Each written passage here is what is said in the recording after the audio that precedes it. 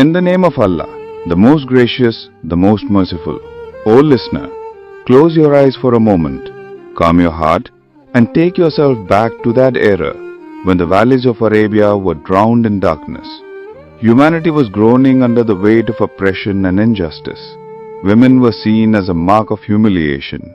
A daughter, when born, was buried alive. The strong crushed the weak. Drinking, gambling, and bloodshed were considered sources of pride. In the deserts of Arabia, people worshipped idols of stone and wood, idols carved by their very own hands. There was no light, no guide. Hearts were lost in darkness, and the veil of ignorance covered their minds. But, O listener, in the midst of those dark times, Allah sent a personality who became light and mercy for the entire world. And that was Muhammad Mustafa, peace and blessings be upon him. In every moment of his life, the power of his Lord was manifest. And the incident of his first revelation is one that shakes the heart of the listeners and brings tears to the eyes. Imagine Makkah on a silent night, the wind whispering on the mountaintops, people busy in their homes below. Yet a nobleman seeks solitude, walking towards the cave of Hira on Mount Nur. These were the moments when Muhammad, peace be upon him, began to love seclusion for worship and contemplation. His heart was uneasy with the corruption of the world. He felt restless seeing people bowing to idols. He pondered deeply, who created this universe? Who made the stars, the moon, the sun, the vast heavens? His heart was searching for divine light. He would spend nights upon nights in the cave of Hira, sometimes gazing at the heavens, sometimes counting the stars, sometimes reflecting on the vastness of the earth, seeking the Lord of all. And then, the greatest moment in human history arrived, the moment when the link between heaven and earth was established, a moment that would forever change humanity. Listen carefully. Muhammad, peace be upon him, was in the cave of Hira that night, in deep solitude, worshipping in silence. Suddenly, a radiant being appeared before him.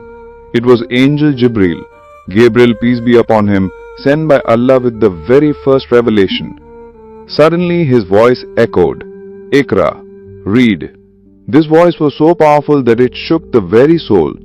Startled, the Prophet, peace be upon him, replied, I am not one who can read.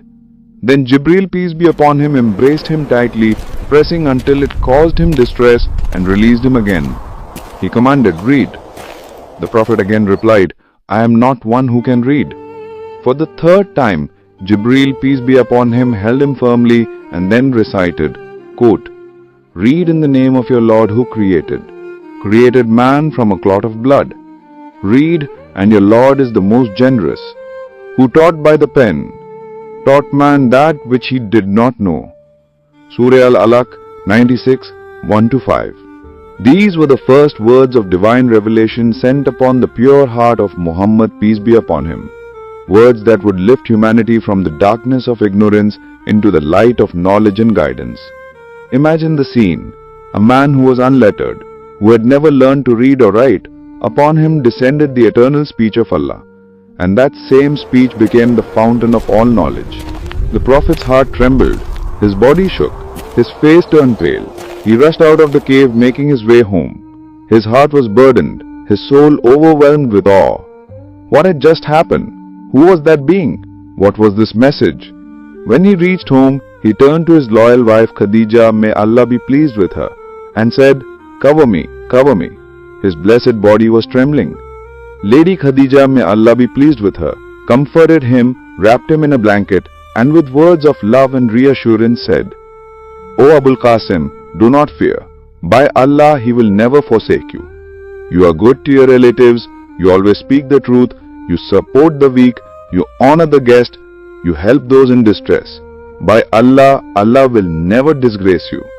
Then Lady Khadija took him to her cousin Waraka ibn Nawfal, a man who had knowledge of the scriptures, the Torah and the Gospel. Waraka listened attentively to the Prophet's words and said, this is the Namus, the angel of revelation who came to Musa, Moses, peace be upon him. Would that I were young when your people will drive you out.